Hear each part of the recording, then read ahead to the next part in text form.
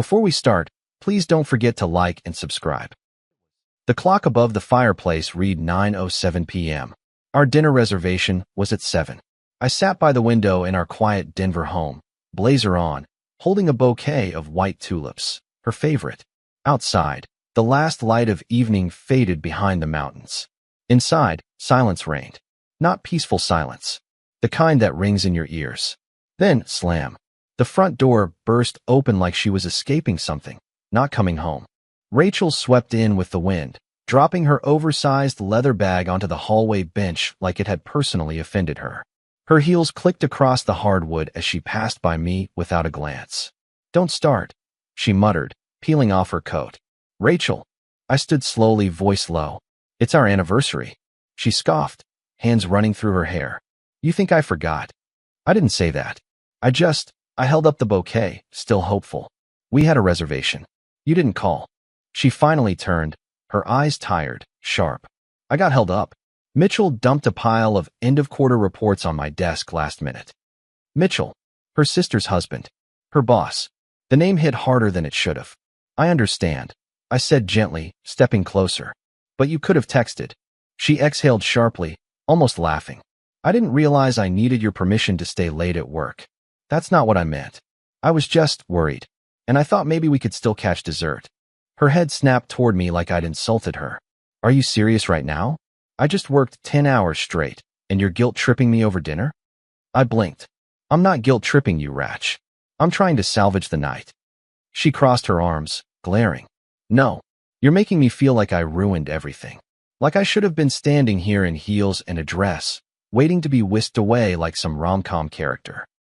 "I didn't say that, but you're thinking it." "No, I paused, then quietly set the flowers on the console. "I just missed you tonight." Her jaw tightened. "Well, maybe don't build your whole evening around a fantasy version of me. I'm exhausted, Daniel." My throat tightened. "So am I."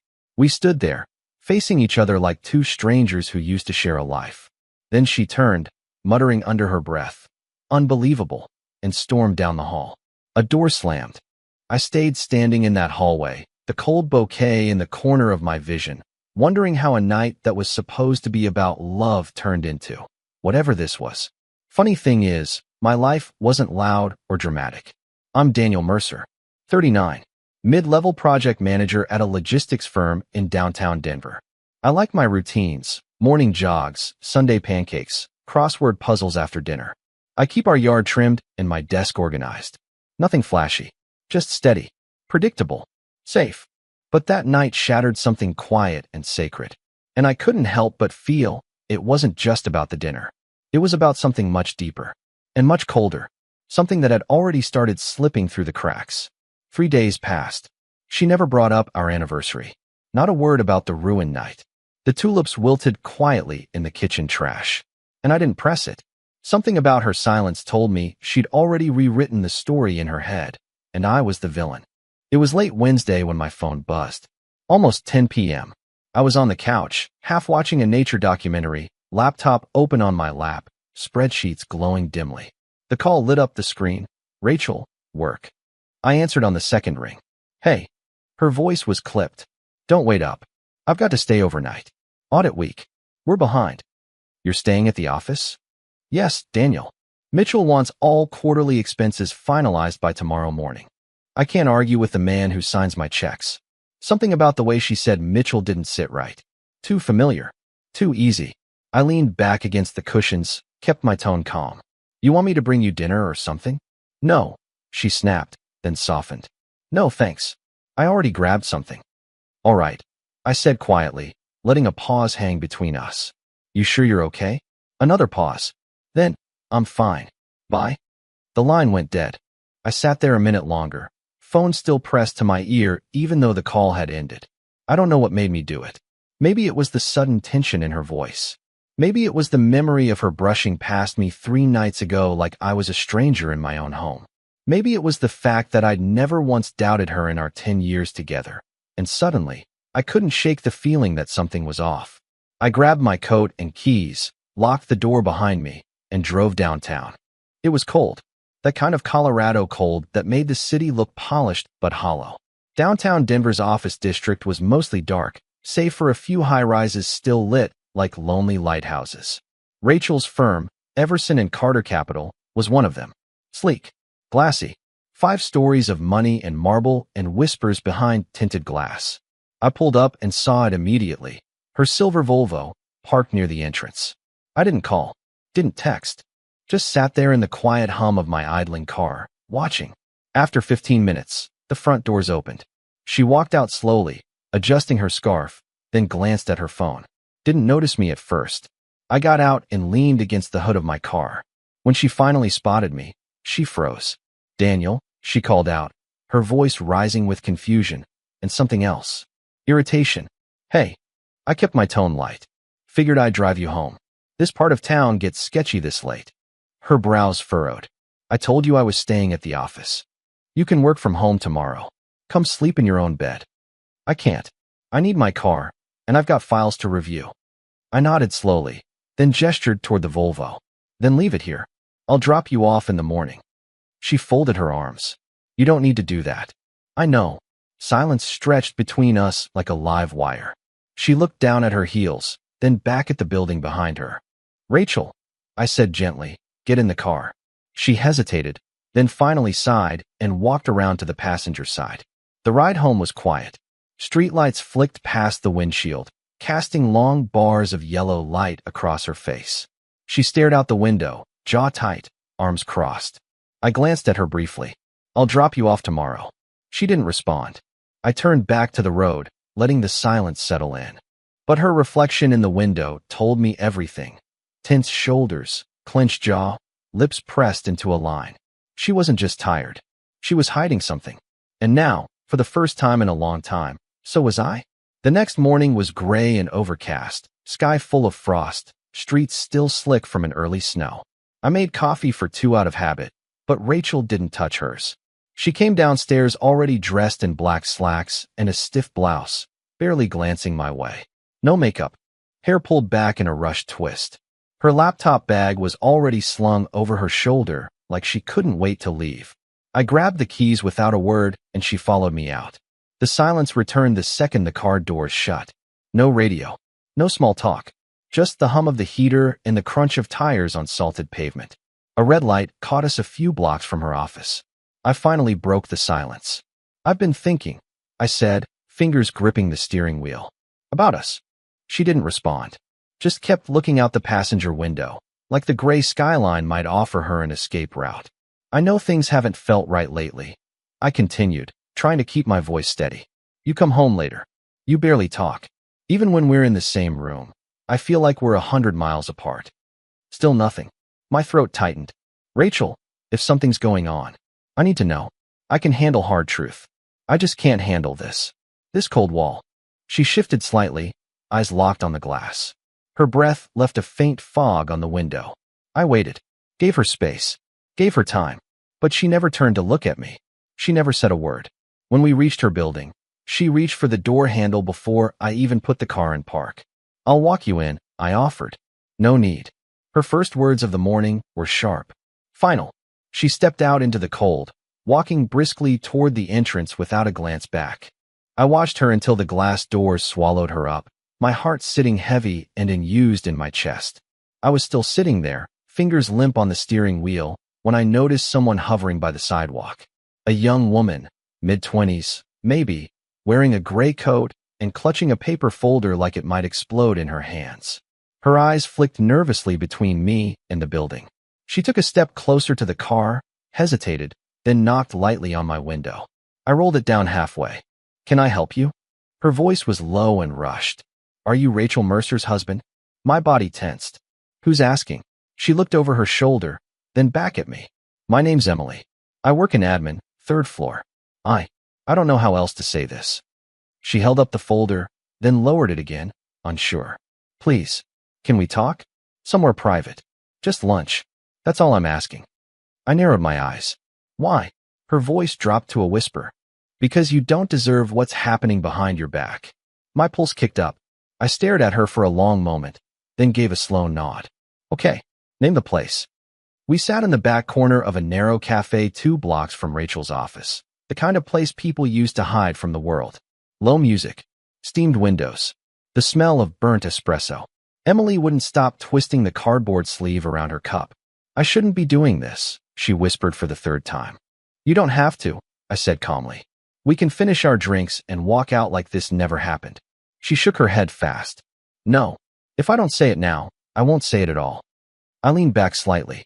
Then start from the beginning. She swallowed. I handle admin support. Schedules. Visitor logs.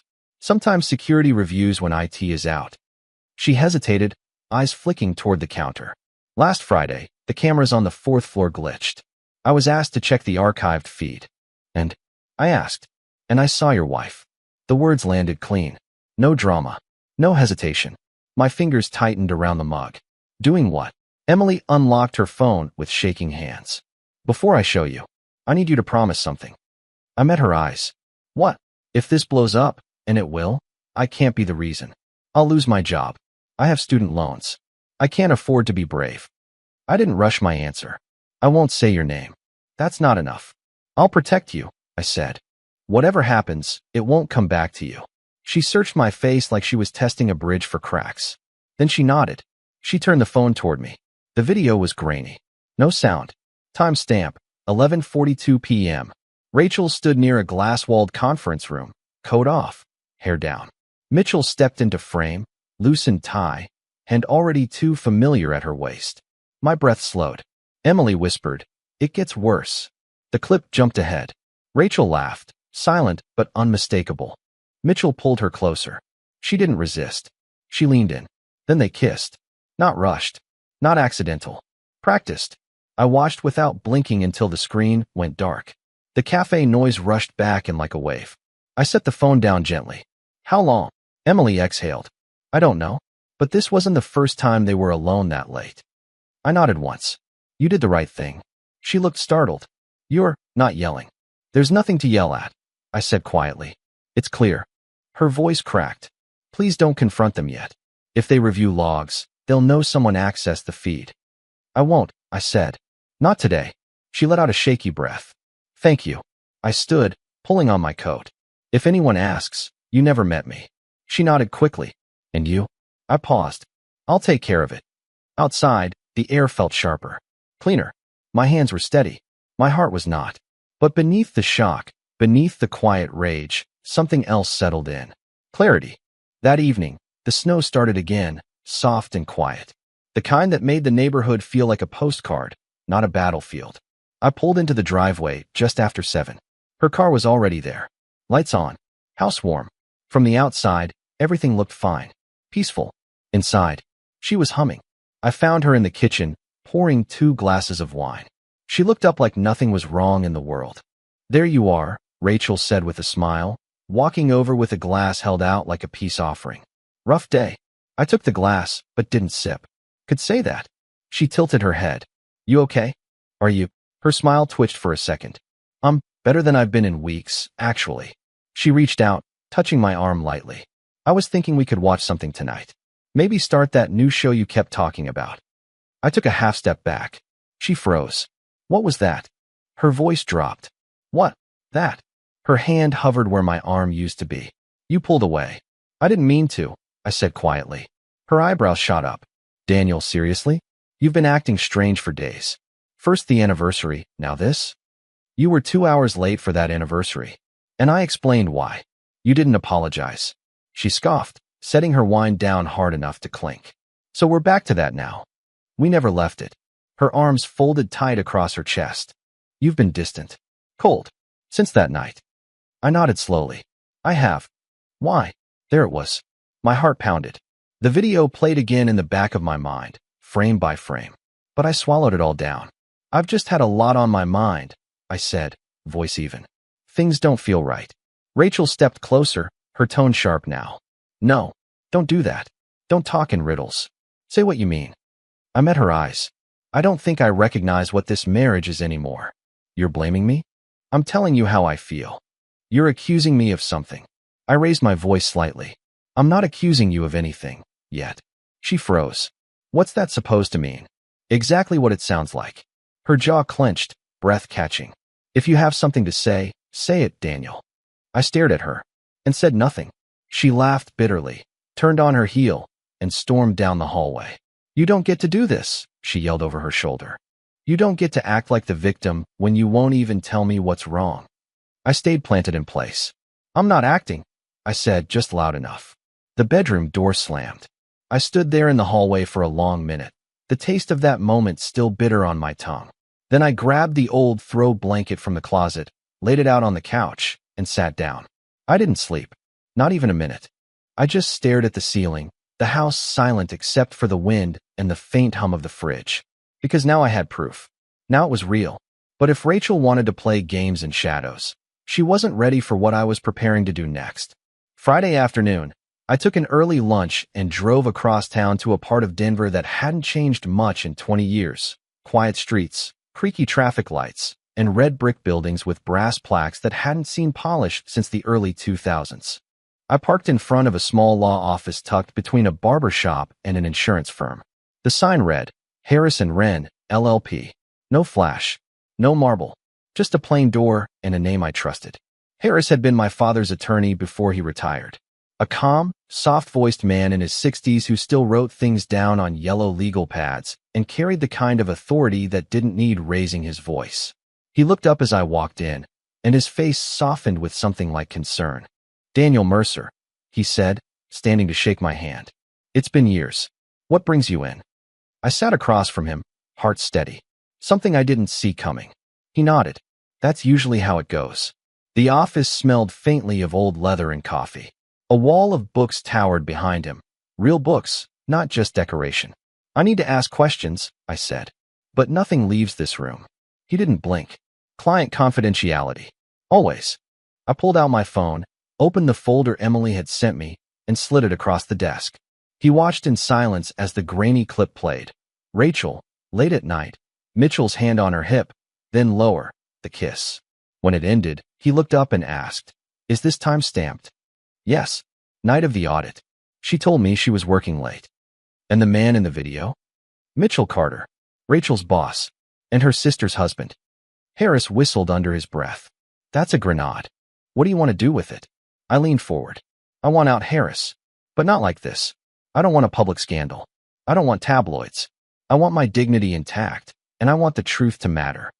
He tapped his pen twice against the pad. "You want a clean exit. No screaming. No spectacle." "That's right." He scribbled a few notes, then looked back at me. "There's a path, but it starts with one move. Send this video to the company's shareholders. Not HR. Not Mitchell. Not your wife. Go over their heads. Quietly. The board can trigger a formal investigation, and from there, policy takes over. And Rachel, if she's involved, she'll be forced to resign. Mitchell, too, especially if there's proof of favoritism or misuse of authority." I nodded. "And the woman who gave me the footage, her name's Emily. She's just an admin. She wasn't supposed to see it. She risked everything by telling me." Harris looked at me closely. "You want her protected? She's not a pawn in this. She did the right thing. That has to mean something." "I can add a provision," he said. "If shareholders act on the video, I'll insert a clause. No internal retaliation against whistleblowers." "Good." He leaned back in his chair, steepling his fingers. "You're calm, Daniel. Most men in your shoes want fire and blood." "I'm not most men," I said.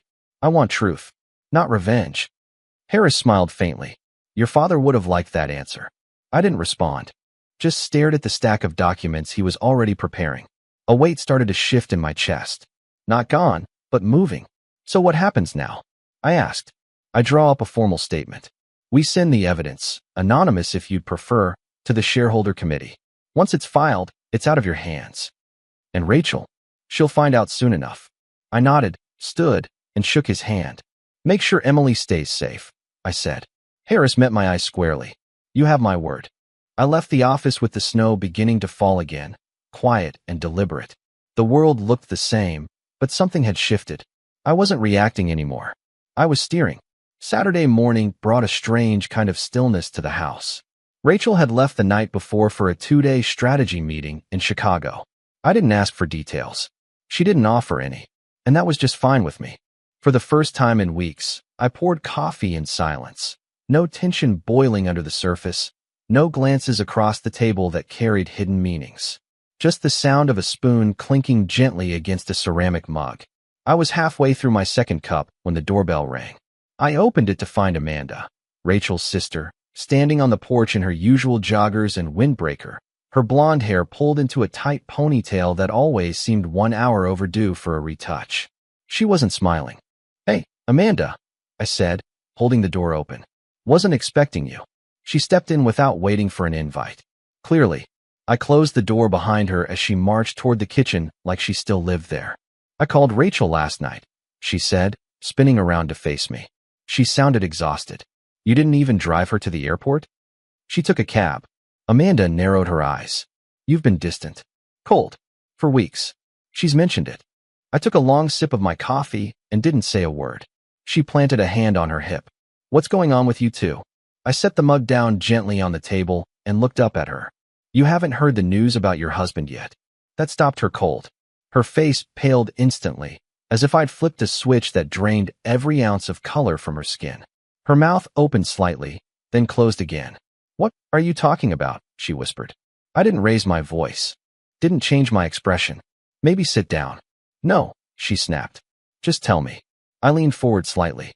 "Amanda, you need to prepare yourself. What's coming isn't just between Rachel and me. And if you go digging too fast, you're going to learn it the hard way." She instinctively pulled out her phone, fingers trembling as she opened her messages. "Amanda," I said, voice steady. "Don't. Not yet." Her hand froze above the screen. "There's a process in motion. People you care about are going to fall hard. And I don't want you getting crushed by the collapse." She blinked rapidly, lips trembling. "This is about Mitchell, isn't it?" I said nothing. That silence told her everything.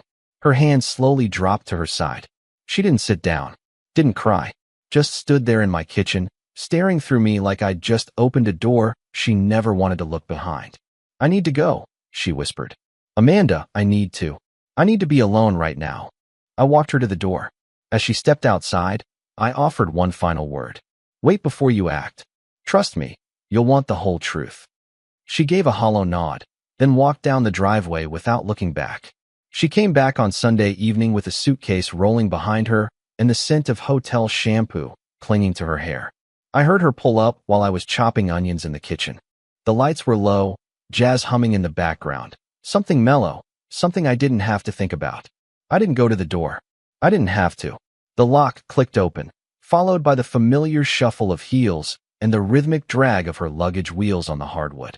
"Daniel," Rachel called out, her voice light, almost giddy.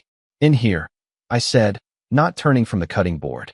She stepped into the kitchen like she was returning from a dream, cheeks a little flushed, hair curled just enough to make it look like she hadn't tried too hard.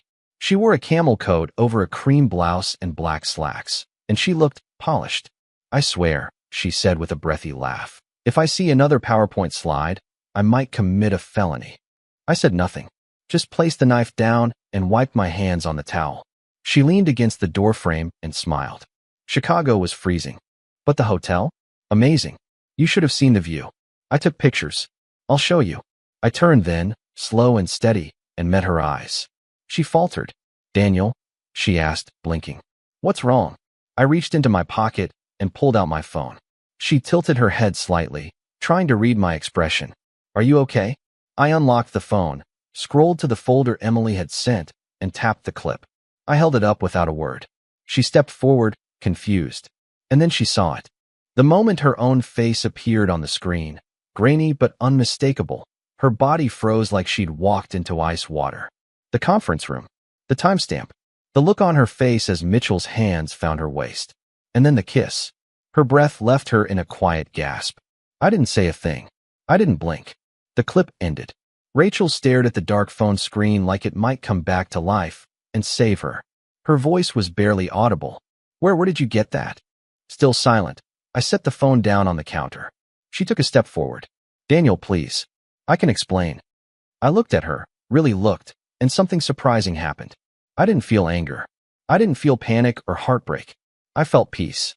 Like the moment you finally name the illness that's been dragging you down. A calm that comes not from comfort, but from clarity. She stepped toward me again, her eyes wide, glossy. "Say something." I turned and walked to the back door. Daniel, wait. But I didn't. I stepped outside, onto the back porch, and let the winter air hit me square in the chest. It was snowing again. Light, soft flakes drifting down like feathers. The yard was covered in white, untouched. Behind me, through the sliding door, I could hear her start to cry. Not the loud, dramatic kind, but the quiet, breathless sobs of someone who'd just watched the foundation crack under her feet. I leaned on the railing, breathing in the cold until it burned. And for the first time in weeks, maybe months, I didn't feel stuck. I felt still. Rachel was inside falling apart, but I was outside, finally beginning to rebuild. I didn't wait. Not until morning. Not until tempers cooled or explanations were rehearsed. I left Rachel sobbing in the living room and drove straight to Amanda and Mitchell's house. The cold outside couldn't touch what was already burning beneath my skin. Their place sat at the end of a quiet cul-de-sac in Greenwood Village. Porch light on, curtains drawn. A home that, to anyone else, looked calm and ordinary. But I knew better. I didn't knock. I walked straight up the path and opened the door. Inside, the chaos had already started. I heard shouting echoing down the hall. Sharp. Ugly. Don't you dare flip this on me. Amanda screamed. You think I planned this? You think I wanted your sister hanging around every late night like some? There was a crash. Something ceramic shattered. I stepped inside and closed the door behind me. Mitchell appeared first, storming out of the hallway like a bull with nowhere to charge. His shirt was wrinkled, face red, hair a mess. His eyes locked on me like a target. What the? You think you can just walk in here? He barked, storming toward me. I didn't flinch. You and I need to talk. He didn't stop. Get out of my house. I stood my ground. Not until Amanda hears this from both of us. That's when he lost it. Mitchell lunged, shoving me hard. You think you're the victim? You've been snooping around like a little. I shoved him back, square in the chest. He stumbled into the wall behind him, caught himself, and lunged again. But this time Amanda was between us, both hands on his chest, her voice cracked and trembling. Stop it. Both of you. Stop. He backed off, chest heaving. Amanda turned to me, eyes wild. What is going on? I looked her in the eye. Rachel confessed. She went still. Everything, I said. The nights at the office. The meetings that weren't meetings. The video. Amanda's knees gave out before she could make it to the couch. She collapsed onto the armrest, one hand to her mouth. Her voice came out broken. A video? I nodded. Surveillance. They weren't careful. She didn't cry, not at first. She just sat there, blinking, breathing like each breath might choke her. Behind us, Mitchell stood still, jaw tight, trying to recover some sense of control. I didn't mean for it to happen, he muttered. It wasn't serious. Amanda finally turned her head toward him. Not screaming, not crying, just one word. Quiet. Out. He blinked. Amanda. She stood, trembling but upright. Get out of this house. Right now. Mitchell looked at me, then back at her. This is still my house. Her voice dropped an octave. Then I'll leave. But I'm not staying under the same roof as a man who used my sister to escape his own failures. He stared for another long second, then grabbed his keys and stormed out the front door, slamming it behind him. Amanda stood still for a moment, then crumpled back onto the couch like her legs had given out for good. I moved to the kitchen and poured her a glass of water. She didn't take it, just stared at the carpet. This whole time, she whispered, I thought the tension between you two was about you, about the marriage slipping, or distance, or whatever. But it was us. It was here. I sat down across from her. She finally looked up, tears now tracing clean lines down her cheeks. Thank you, she said, for not letting me stay blind. I nodded slowly. I didn't want you to find out this way. She gave a hollow laugh. There's no good way. We sat there for a while, two people who hadn't asked for the destruction, but were left sorting through the pieces anyway. It was past midnight when she finally stood and grabbed an extra pillow from the hallway closet. You're not driving home tonight, she said, gently but firmly. Guest room's clean.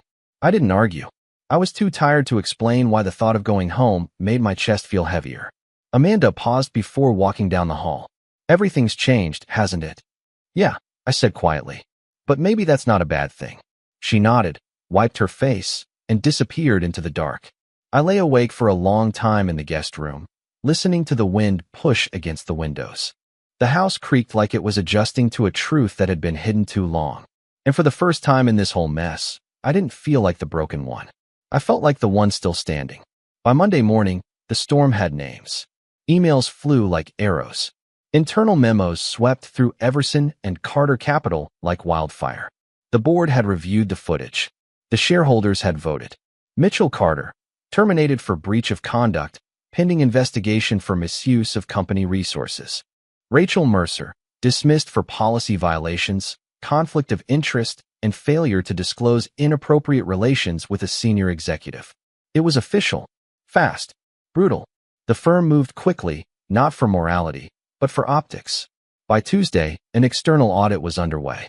By Wednesday, my lawyer filed the divorce petition. No press, no drama, just sharp signatures on formal pages. Everything quiet and legal, the way I wanted. Rachel didn't fight it. She signed the papers with the same tired, vacant stare I'd seen that night in the kitchen after I showed her the video. We didn't speak during the first hearing. She barely looked at me. Amanda, now living with her parents, texted me a simple, "Thank you again." Some truths hurt, but lies rot everything. I showed up to every court date with calm precision. Dressed neat. Spoke only when needed. I didn't gloat. I didn't break. And for a brief moment, I thought the worst was behind me. Then, on Friday afternoon, my phone buzzed. Emily. It had been days since we last spoke. I'd told Harris to protect her. He assured me the clause was locked in. I trusted that. But the message stopped me cold.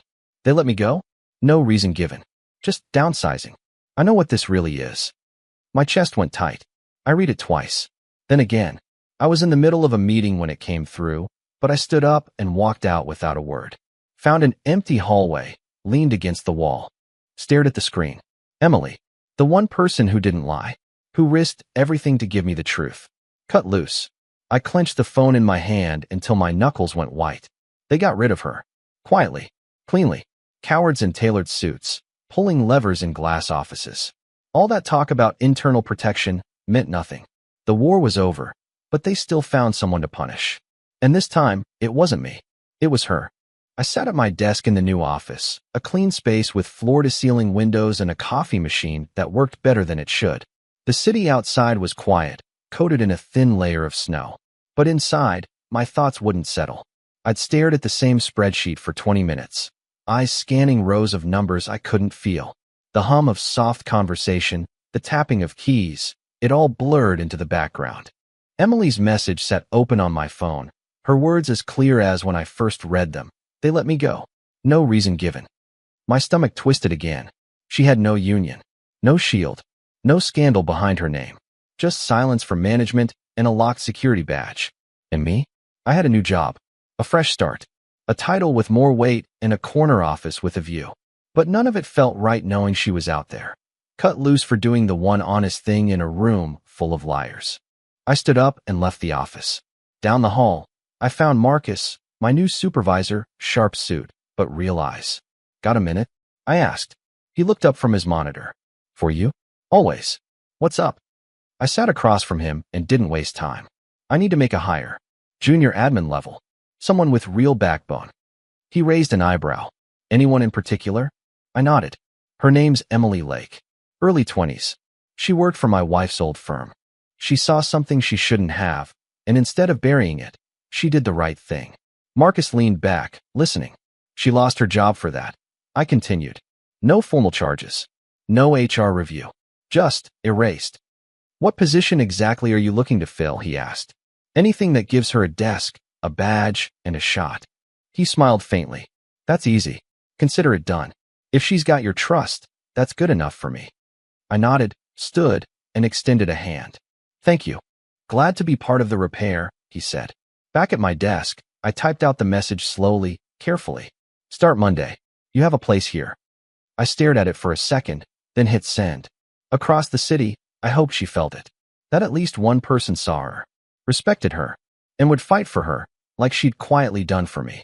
Outside the window, snow had begun falling again, slow, deliberate flakes dancing down between the rooftops. The city moved beneath it, unchanged. But I was not the same man I'd been even a month ago. I didn't burn anything down. I didn't scream. I didn't get even. I just told the truth. Protected who deserved it. Let the rest fall. There's a kind of strength in that. Not the loud kind. The quiet, rooted kind. The kind that stays. And as I watched the snow blanket the world outside, I realized something simple and certain. They tried to twist me into something bitter, but I never let them. And that's why I won. And that was the end of my story. Emily took a risk most people wouldn't. She stepped forward when staying silent would have been safer.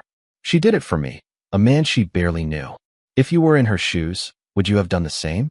Let me know in the comments. And if this story hit something in you, make sure to like and subscribe. I've got more to share.